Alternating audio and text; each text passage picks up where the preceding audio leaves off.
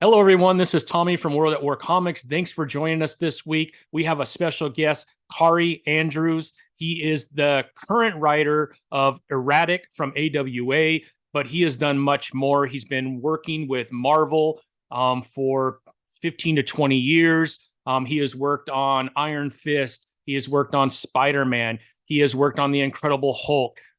He's currently doing the artwork on the insides of Amazing Spider-Man 25.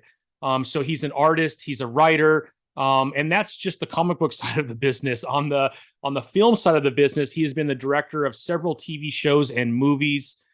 Just an amazing, well-rounded artist. And I really hope that you enjoy this interview. And yeah, let's get right into it. Well, hello, everyone. This is Tommy at World at War Comics. We have Kaare Andrews with us today. Kaare, how are you doing? Pretty good. Pretty good. Very Thanks for good. having me.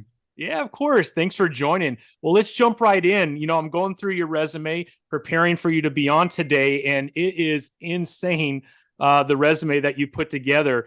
I'm a comic fan, so I know you from comic books with Spider-Man, and then obviously Erratic, which you just came out with the second portion, the four comic series, but had no idea this whole other world that you're part of.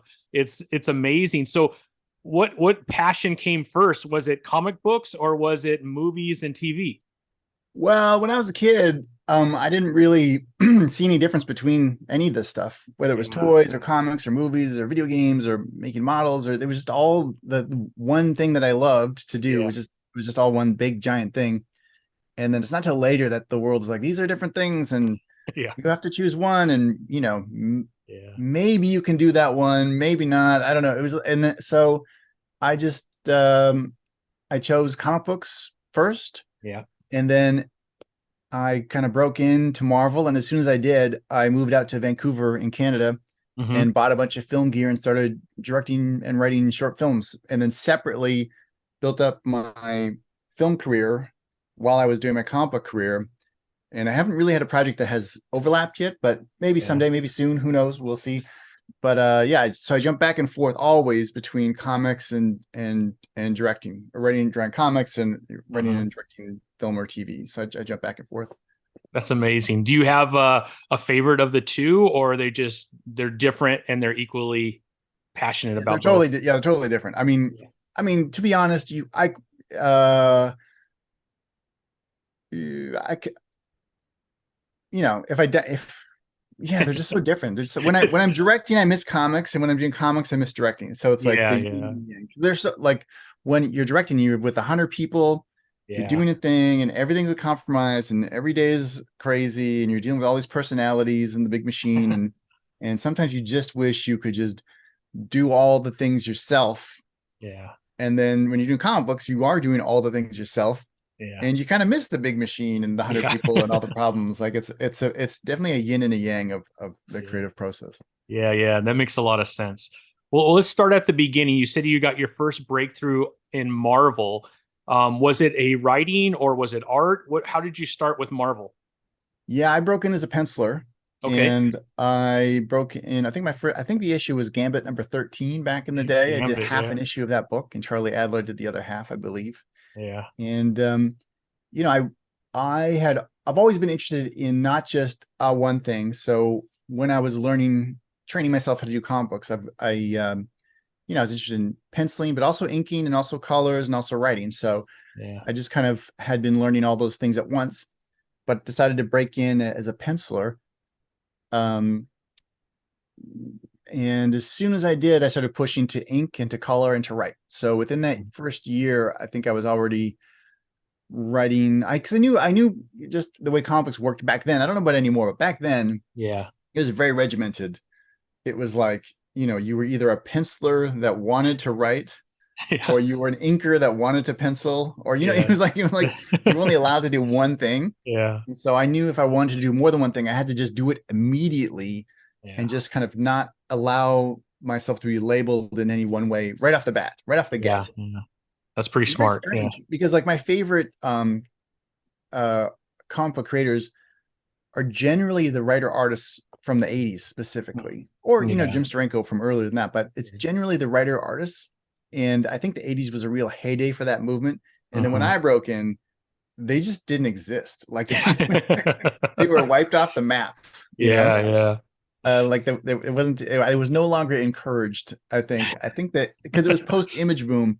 And I think Yeah. that the image exodus from Marvel and DC, I think it really freaked those big companies out. And was Oh, like, for well, sure. we can't give these artists that much power anymore because they'll just leave. Yeah. No, I think they put the fear in Marvel for a long time, right? And obviously DC was watching everything that was going on. And yeah, I Yeah. think you're right. I think they put some pretty stringent rules around what you're going to do when you work for Marvel. Yeah. And I don't even know if it was like conscious. I think it just Yeah. happened. And then here's what's funny is that so then these companies kind of shifted the power to the writers, Yeah. and then the writers did the same thing. Like, it's just like, Exactly. Yeah. I mean, can't win, right? And I don't know if this is your experience though, but you're writing for Marvel and now you're writing for AWA. I'm wondering if I don't know that transition, right, to be able to be a little bit more creative because at Marvel, right, you have canon, you have to stay within certain confines of whatever you're writing, just because there's such a long history of that character. But then to come over to AWA, that must have been, as someone like you that's so creative, that must have been pretty refreshing to be able to kind of express maybe some artistic abilities that maybe you weren't able to carry out with Marvel. well, here's what I'll say to that. Here's what's interesting about working with Marvel. I mean, I've been working with DC a little bit the past couple of years, but mostly Mm-hmm. just covers. So I don't Mm-hmm. have that as much experience. But with Marvel, I never really faced any real restrictions That's or awesome. like hard parameters, or you can't do this and you can't do that. Like I never really heard any of that stuff. That's great. And I'm still working with Marvel today, and I still don't really hear that stuff at all. The AWA was interesting because it was the first time I was able to take part in like a brand new universe. Mm-hmm. Because at the time, AWA was like, I think it was still trying to figure out like what are we going to be? Like, we want to be a artisan led company, like empower the creators, but look, we don't really know what we want the company to be defined as. And so Mm-hmm. one of the directions that they were interested in very early was their own superhero universe. Mm. And that's what Axel approached me with. Like, would you be interested in kind of creating part of this brand new universe? And we don't know what that is. Like, you can just kind of like throw us some ideas because we don't know what that means. But that's what was fun about Yeah. AWA, was like it was more like creating a new like superhero thing Mm-hmm. in a universe that was just emerging. Like I have not done that yet. I've worked on the superheroes. I've like worked on creator own stuff, but I've never taken part of a universe that was getting built like kind of Yeah. on the ground floor. That's pretty cool. That's pretty cool. So where did Oliver come from in Erratic? Oh, just whatever. I mean, everything. Yeah. Is it based off of anybody or Not really. It's just always. no? I mean, things are always based off of things, but Yeah, not yeah. really. Yeah, I have yeah. I have a friend who is like a musician, and she would tell me that when she writes songs, they're about certain people, certain things, Yeah. but it changes. Like, Yeah. and it sounds strange, Yeah. but so you may write a song about whatever, this Mm-hmm. specific ex-girlfriend. Mm-hmm. Then 2 years later, you're still singing that same song, and it's no longer about that specific ex-girlfriend. It's about someone else That's in your that's a life. good And it's like, analogy. yeah, it's like that's kind of like how I write. Like I Yeah. will often pick names, like Oliver and Leaf are the two middle names of my two sons. So I Uh, threw them together and yeah. just made a character. And then I'll do that off. I'll steal names a lot because they come with baggage. And it's Mm-hmm. not baggage like I've never in my life written some character specifically about some specific person in my life, but often I'll be influenced by like, oh, this person in my life acts like this sometimes, or this person acts like that sometimes, or Yeah. like that. I let that seep in quite a lot. I like that quite a lot. Yeah. I could see how that could feed how that character is being developed, Yeah, yeah, and especially if you're it's taking from a fun. bunch of different things too, right? Yeah, yeah, but it's Yeah, very specific. Like I don't, I like, it's like, but I never it's a trap to try to yeah, replicate a specific person in your life as a character, yeah, because it's like, then you won't want to maybe have them act in certain ways, because if yeah, you write a character based off your own mother, yeah. you don't, you're She's gonna gonna be sweet and perfect all the time, right? right, right, yeah. Now you did bring your wife into a comic though, didn't you?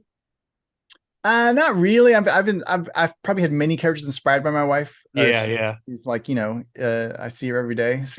Yeah, that would make So sense. for instance, But right, Brenda Swanson, wasn't she based off of your wife? I mean, a little, just a little bit, Just a not little. Oh, a okay. little Maybe it bit. was exaggerated in the article that I wrote, but yeah, it It's one of mentioned the it. one of those overlaps Yeah, yeah. where, yeah. I mean, the Kristen in Erratic, there's a lot of my wife in Okay. that character too. Yeah, So yeah, I just, whoever's in my life, there'll be some overlap in for like sure. all the characters, but again, none are very specifically based off of anyone. No, absolutely. Yeah, that's pretty cool. So, what's next for Erratic? I'm ready for another 4-part series or an ongoing series. What's going on with that, Kari? I mean, what is the decision making behind even bringing the 4-part series that just finished? Yeah, well, um, who knows? I don't. Yeah, It's always so intangible. There's both my availability, and then there's the hmm company's own uh, direction they're taking, and both of those things shift all the time. So, yeah, for instance, with the first Erratic, um, I was originally going to do that after Amazing Fantasy for Marvel, but hmm then Amazing Fantasy was uh, paused when all the pandemic stuff happened. And so I yeah, just jumped on Erratic 1, that first series. And then I jumped back and finished Amazing Fantasy. And then the first Erratic was the very first time my kids were like asking me to do more of anything. So I just was like, oh, I got to do more Erratic. So I jumped back and did another kind of season of Erratic, another yeah, arc of Erratic, and then now I'm doing something else. So yeah. who know? It's, you never know how things are going to line up or what's next. But I love those characters and I love that world, and yeah, it'd be fun to do more if we ever do more. I'm not sure. Who knows? I don't know.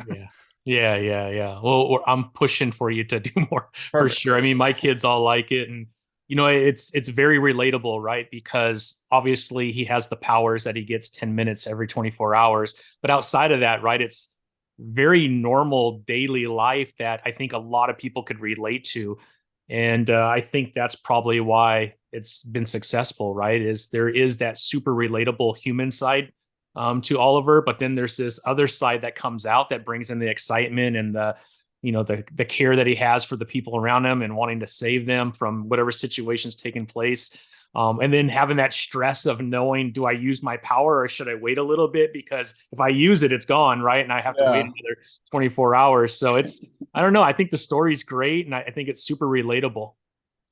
Yeah, I think I mean, the first thing I had in mind when I came up with the 10-minute power cycle was really just like my experience of being very stressed out with old cell phones back in the day. Like, I have very vivid memories of being in Los Angeles, racing from meeting to meeting and then to the airport, not knowing the city at all, and Yeah. not had at the time none of the cars had cell phone chargers, and so just that stress of like turning off my phone and turning it back on because the battery is like really low, and I don't know if I'm Exactly. gonna find the airport before my battery just dies.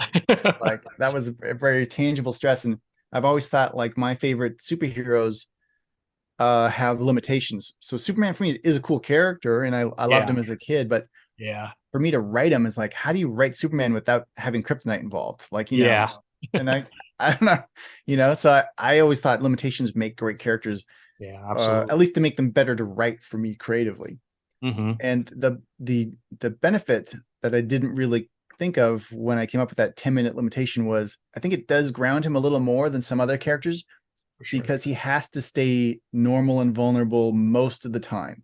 So he's Yeah. not like Clark Kent, where he could just beat everyone up at any time of the day, or even Spider-Man. He can, Yeah. you know, he can't just take care of things all the time, every time. He Yeah. has to kind of like not be a superhero more than he is Yeah. a superhero. Yeah, that's a good point. And again, like I said, it becomes somewhat relatable because, like you said, whether it's a cell phone or other parts of your life, right? I think you could relate to only having like a certain amount of time to take care of something, especially for those that you love, right? And you want to take Yeah, advantage of that when you have that opportunity, but you have to be yeah, careful because it could be gone, right? So yeah. I don't know. I just very enjoyable. And when I read the second part, I'm like, all right, come on, quit teasing us with one 4 or 5 part series every 2 years. We got to have this thing ongoing. But I understand how busy you are just looking at your resume. So I'm sure there's a lot of things that are pretty important on your in your day outside of Yeah. Well, Erratic. I mean, it's also the way comic books have changed. Like, you Yeah. know, the market has changed where, you know, to do a monthly book, that's Hmm. like a big financial commitment from a company, whereas maybe in the For sure. past it didn't used to be. But these Yeah. days, the way books are sold, Hmm. you know, they're kind of sold with the intention of a trade. Yeah. And Yeah. so that has changed the whole market. It's very strange to like, I'm a lifelong comic books fan. It seems like you probably are yourself, the Yeah. Yeah. it's behind you. But it's very, I remember specifically these feelings of like when I was younger, like comic books are so awesome. They're not just for kids. Yeah. Like everyone needs to know these are not just for kids. And then now like most comics aren't for kids. And then Yeah. like Exactly. I remember there was a movement at the time many years Yeah. ago, like graphic novels is the way to legitimize this industry, and like, you know, we Yeah. need to be selling these comics in bookstores as collected graphic novels, and we can't be selling these floppies every month. And then and Yeah. then and then now we're kind of here, Yeah. where the floppies are kind of just the, you know, Yeah. the warm up to the trades. Yeah. And it's very strange to watch this industry kind of Yeah. like Yeah. weave and you know, evolve over time. And I'm curious to see what happens next. Yeah, yeah, I am too. I mean, I still go every Wednesday and I pick up the comics that I want to read. And I spend most of my time these days really focusing on independence, not so much the Marvel and the DCs, although I still love Marvel and DC. And I have a certain amount of comics that I do get, but I really love the independence. And it's because of the storylines. They're just so different, right? I mean, I love Spider-Man. He's one of my favorite characters. And they at any given time, there's like 5 or 6 different comic books about Spider-Man, right? Right. So then it becomes so convoluted, and you don't remember if did this take place in Amazing Spider-Man or does this take place in, right? It's because it's such a foundation of Marvel, right? I mean, Spider-Man with Marvel is the same thing as Batman with DC, right? And so they end up, I mean, I think I read an article, 50% of DC's comics that they have right now are Batman related or Yeah. Batman family, right? So they're really leaning in on the popularity of Batman, which you can't blame them, right? But Yeah. again, when I love Batman, but you start reading them and you forget which comic that story was coming from because they have, 15 of them. And Yeah. so you go to like an independent and it's a very confined story. And I don't know, I kind of grown into that a little bit. I'm sure I'll go back and just like comic books, right? Even as a fan, I'm kind of all over the place, and then all of a sudden I'm into graphic novels again. And but yeah, I really love the independent, and I love the freedom that independent creators have to really build these new worlds and new scenarios that I think a Marvel and a DC would have a hard time doing. You Yeah. look at like Milkman with Image. I mean, I'm not sure they could do something like that very easily at DC without creating a whole new world out of that, right? Yeah. Well, they So used to, right? DC used to have Vertigo, and exactly, yeah, they yeah. used to do that stuff. But then, And yeah, I have a feeling that might come back too, just because yeah, of how popular some of the indies have become. yeah. I think the problem with is just financial and contractual, because like, Yeah, you know, you do an image book. I've done an image book. You just you own your own characters for your whole life, you know. yeah, So yeah, like, yeah. and then Vertigo used to have, uh I think it used to have a very uh good deal for comic books anyways, Hmm. for the film and the movie stuff. But then that kind of got watered down. I mean, part of the problem is when DC was bought by Warner Brothers and Marvel was bought by Disney, they became part of larger companies. Yeah, yeah, And so that's that is, I think, something to navigate now, where you didn't Yeah. have to in the past. Right. Right. These are Yeah. scrappy companies that were just they're fighting it out on the stands, and it was like fun. And then all of a sudden, if you get bought by this parent company with billions of dollars, Yeah. maybe you don't have to fight as much, and Yeah. maybe you're being given, other tasks than just to make cool comics that people buy on the stands. Like Yeah. maybe you're asked to create new characters for movies or something, Yeah. Yeah. like that. Exactly. Like Yeah. it's like a ripple effect. It's like you Yeah. never know, like when you say, or when I said, um, you know, why can't people just see the comics are for adults? And then Yeah. now they're only for adults, unless it's like Dogman or whatever. Like there were Yeah. unintended consequences of Yeah. everything. And even like you said, it's hard to follow the Spider-Man on the stands. Well, part of that is because of the graphic novelization of all the arcs. And so it's no Yeah. longer just a title or even three titles, Hmm. like Yeah. ASM Spectacular and whatever else is Web of Spider-Man or whatever else is going Yeah. on, where you can kind of track three ongoing long form stories. Now it's like compartmentalized, like Yeah. this, and then tie that into like all the events that have gotten so popular over the past 10 years. Yeah. Just like event, Yeah. event, event. Yeah, yeah. I think there's a little bit of event fatigue right now too. At least Yeah, what I'm yeah, reading online, right? It's just everything is just so important and everyone needs to be involved now. And you're like, but I don't know anything that's happening with Spider-Man anymore, right? There's nothing that really ties him to who Spider-Man was, at least when I grew up. And maybe that's how it's supposed to be. That's not a negative. It's just things change. But I do think there's a little bit of event fatigue. I mean, it's yeah, yeah. No, everyone's got to totally. go to war and die almost Right. every and then they bring them all back and we start the whole process all over again. Yeah. No, I think the events will start calming down. I think that's Yeah, kind of what I feel in the wind anyway.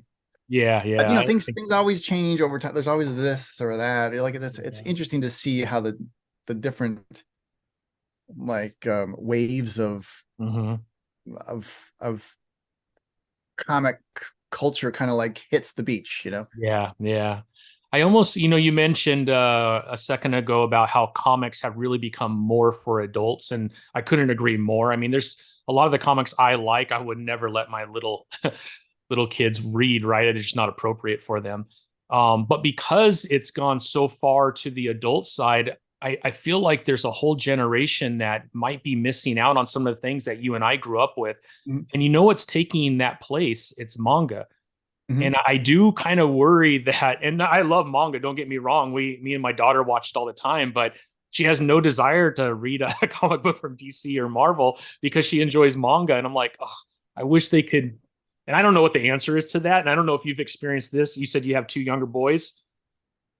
Yeah, I no, don't know if you've they're very experienced much that into. too. Yeah, a little bit, a little bit. I mean, they Yeah. still like comic books, but Hmm. they're pretty little. Like, well, my Okay. one boy's 11, and Okay. his little brother's 9, and they have a little sister who's 7. So they Yeah. will buy like the Miles Spider-Man graphic Yeah. novels from Scholastic, and my older Yeah. son, like, he started like blowing through all the Deadpool trades. Like, he just Yeah. thought he was so awesome. But yeah, they're both into anime and manga right now, like Yeah. Blue Lock, the soccer anime Yeah. and manga. They're into that, and Yeah.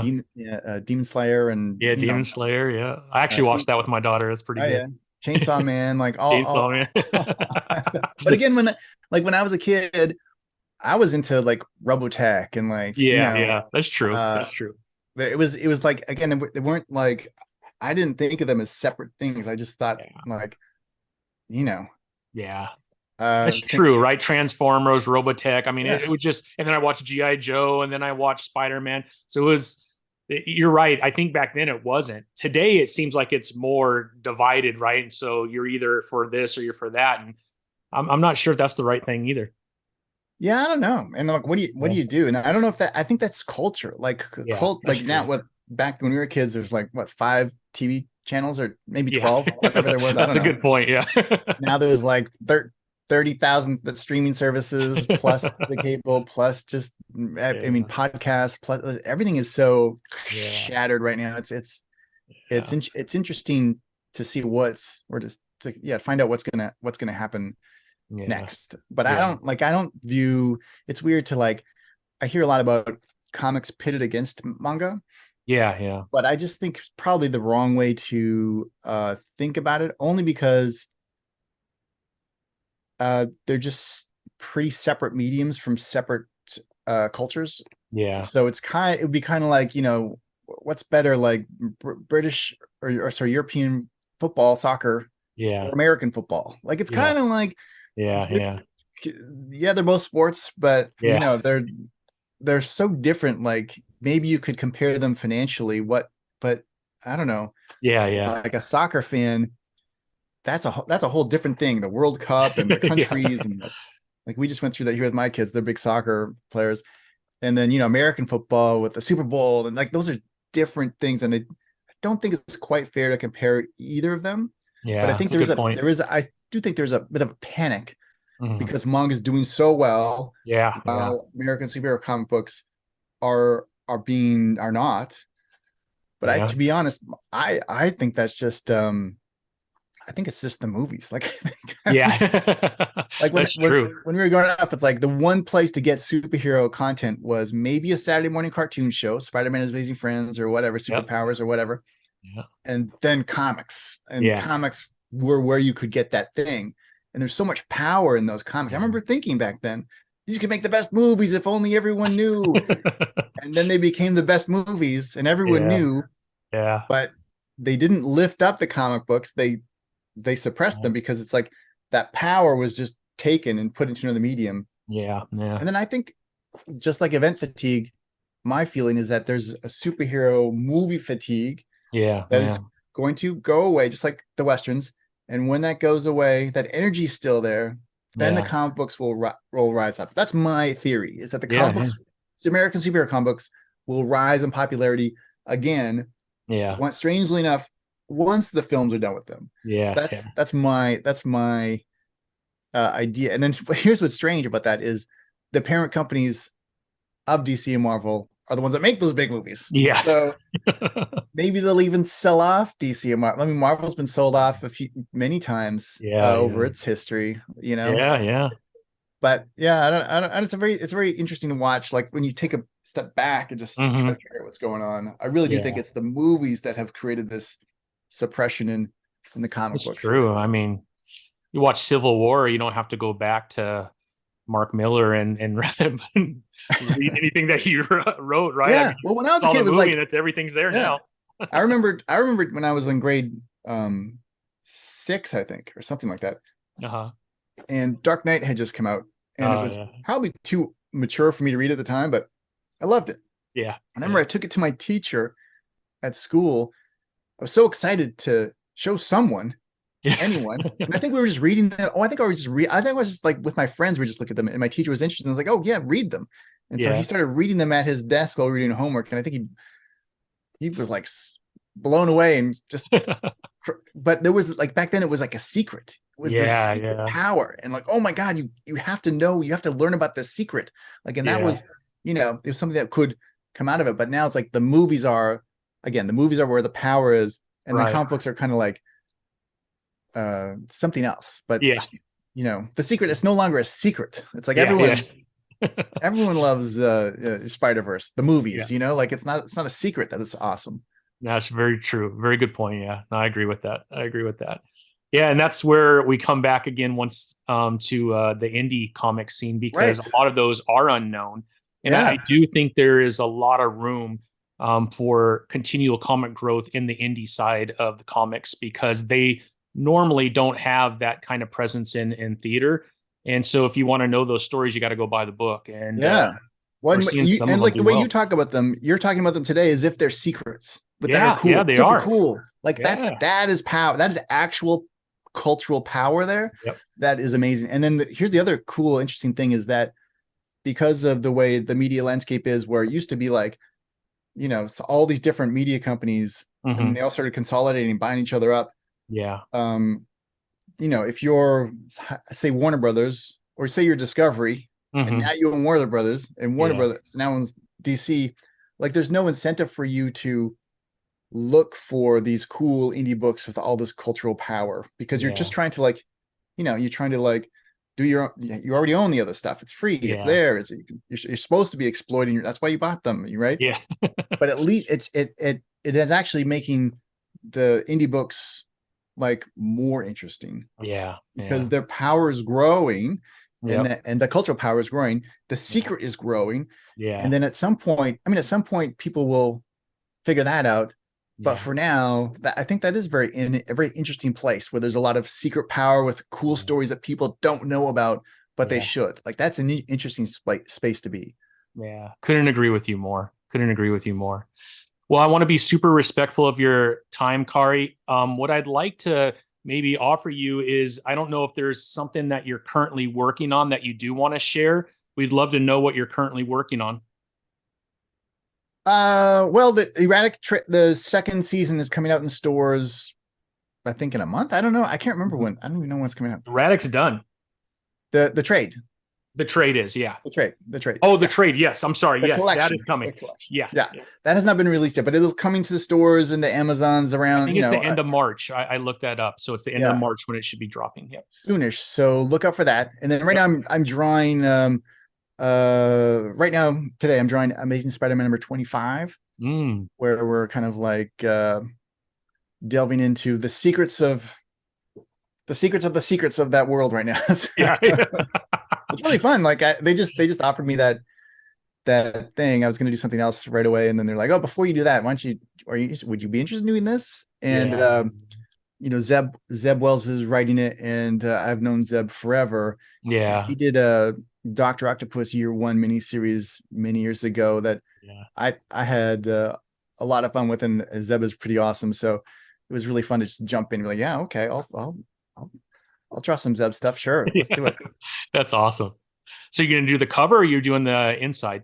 The insides. Oh, they are nice. This is actually the first time I've drawn the insides of Amazing Spider-Man. I've done a bunch of covers for that book, but this is actually the first time in my history at Marvel that I've done the insides of that specific title, which is that's awesome. Fun because it used to be my favorite title. Yeah. You know, in like definitely in the 90s, the McFarlane era. Oh yeah, once he started drawing, I think he changed the game, and I think he inspired a lot of artists, right? Oh yeah.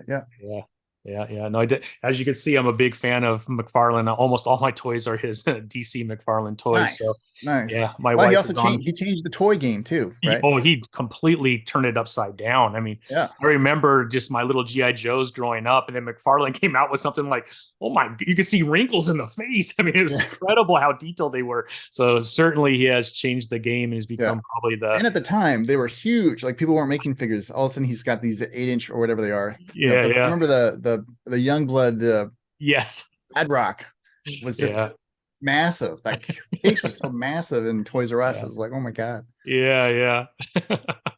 That's awesome. Yeah. So I appreciate it, Kari. Thank you for joining me today. And I hope we could stay in touch, and can't wait to see ASM 25, the inside. Kari's first work on the inside of a comic for Marvel. That'll be exciting, man. For Amazing Spider-Man, for Amazing Spider-Man, yeah. No, that's awesome. Well, thank you for joining me, and take care, my friend. Appreciate it. Thanks.